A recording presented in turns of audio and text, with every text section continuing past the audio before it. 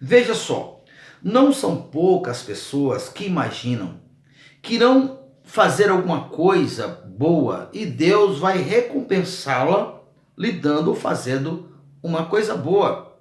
Elas não entenderam que Deus, que é o Todo-Poderoso, que Deus que reina com justiça e com sabedoria, o Deus que disse que os reis da terra reinarão com sabedoria ou pela sabedoria, que os seus mandamentos são instruções, são fundamentos, princípio que faz as pessoas também vencerem na vida.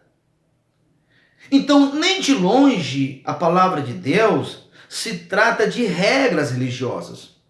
São instruções, fundamentos que fará uma pessoa prosperar na vida, crescer na vida. A propósito, a própria palavra de Deus diz: o meu povo sofre porque lhe falta conhecimento. Veja só, Oséias disse isso. Ele não disse: olha, o povo de Deus está sofrendo porque o diabo ficou muito zangado, porque o diabo ficou muito poderoso. O povo está sofrendo porque o diabo, ele é muito forte. Não, o povo sofre porque lhe falta conhecimento. Então veja só, em Hebreus capítulo 1, olha, havendo Deus no passado falado de muitas formas e muitas vezes pelos profetas, uma das vezes, né? Mas nos últimos dias nos falou pelo Filho, a quem constituiu o herdeiro de todas as coisas, pelo qual, pelo Filho, também fez o universo. Vai entendendo? Ele, o Filho, que é o resplendor da sua glória e a expressão exata do seu ser. E todas as coisas foram feitas por ele e para ele. Entendo que essa palavra está dizendo o que eu chamo do primeiro princípio, deixando um pouco esses versículos.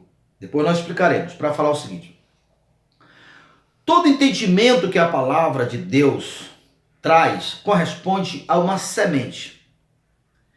E nós que somos a terra, se o nosso entendimento não estiver compatível com a semente, seres de espécies diferentes não se reproduzirão. Aqui é o primeiro princípio. Você precisa entender isto. Ou seja, se a palavra de Deus é a semente, precisa de uma terra compatível com a grandeza dele, com o propósito dele. Ele, como o Criador, o Todo-Poderoso, o que ele disse, você, eu, nós que cremos, andamos, temos que acreditar.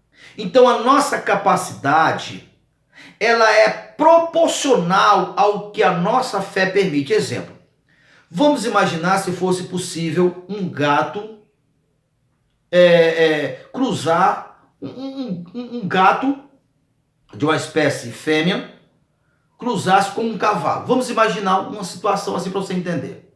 Seria possível o ventre de um animal, de um gato, desenvolver um da espécie de um cavalo? Não tem como. Nós sabemos que não existe fecundação em espécies diferentes, por si só, mas suponhamos que fosse possível. É desproporcional. O cavalo, o tamanho dele, o DNA dele, a capacidade dele, tudo dele é desproporcional para o gato. A mesma coisa. Aqui está a amarração. O porquê que pessoas boas, pessoas verdadeiras, pessoas sinceras, elas creem em Deus, mas de um jeito errado. Ela tem sentimento por Deus. Mas, na verdade, no que se diz respeito à sua capacidade de acreditar em Deus, está fechada. Ela é um gatinho pequeno. Ela não entendeu nada. Olha, dentro desse mesmo princípio, tem uma coisa que você deve entender. Está lá em Salmo 82. Salmo 82 diz assim: Deus habita no meio dos poderosos. Algumas versões dizem: Deus assiste ou julga na congregação dos divinos, que dá no mesmo. A continuação, lá no verso 6 diz: vós sois deuses. Até quando vocês vão se subjugar ou aceitar as condições dos ímpios? Não, eu enviei vocês, vocês deveriam se desenvolver, entender que vocês me representam e que vocês deveriam livrar o pobre, o fraco, a viúva da mão dos ímpios. A propósito, vou abrir um parênteses aqui, eu deveria até ter feito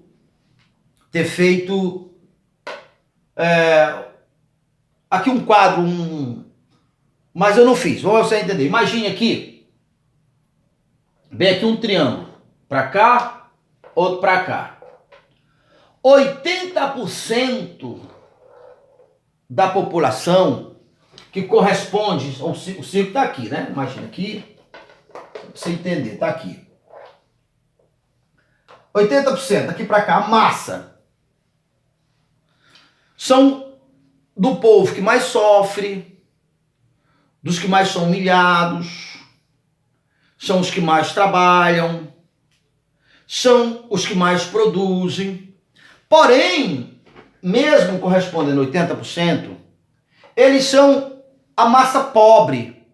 Mas, na verdade, os que governam, ora, alguns dizem que até menos de 80%, de 20% dos que governam. Por que você acha que 80% das pessoas trabalham e apenas um grupo pequeno governa? Você tem a resposta? São esse mesmo que trabalha, os mesmos, que são os mais penalizados, os mais sofridos, os mais humilhados. Você sabe por quê? Porque eles não se reconheceram quem eles são em Cristo. Dentre essa massa, tem muitas pessoas que são tementes a Deus. Mas eles não quebraram a bolha, eles não entenderam o grande diferencial. Rapaz, com Deus é tão... Veja só, eu vou repetir isso aqui para você entender isso aqui, ó. Até que todos os homens bons fiquem ricos e que todos os homens maus fiquem pobres. Isso vai se tornar nosso bordão. Presta atenção uma coisa. Imagine aí quantos homens que não temem a Deus, assumidamente que não temem a Deus, são ricos. Quantas empresas de homens, de pessoas que não temem a Deus, que trabalham assumidamente contrariando princípios de Deus, fundamentos de Deus, mas são ricos. Entidades financeiras que faz questão de mostrar de qual lado está, mas são ricos. Eles são ricos e não temem a Deus. Sabe por quê? Porque essa maioria trabalha para lhe enricar. Por quê? Porque não se assumiram, não sabem o que eles são. Eles vivem dentro de uma bolha. Eles não têm compreensão de que eles são.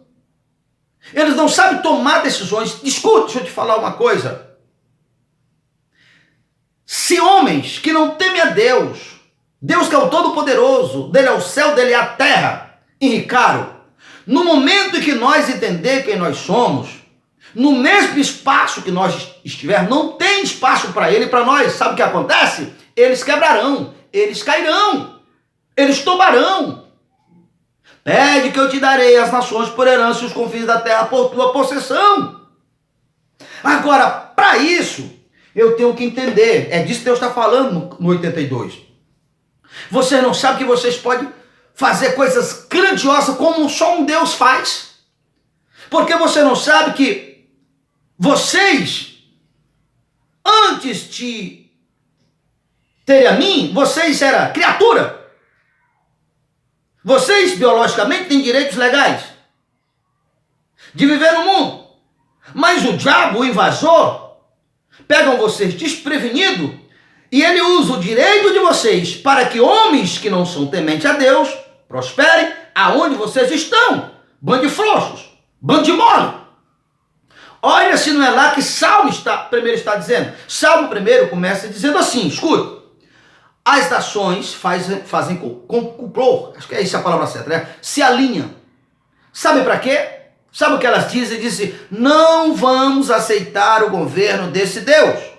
Não vamos aceitar que ele governe sobre nós. Vamos quebrar as algemas.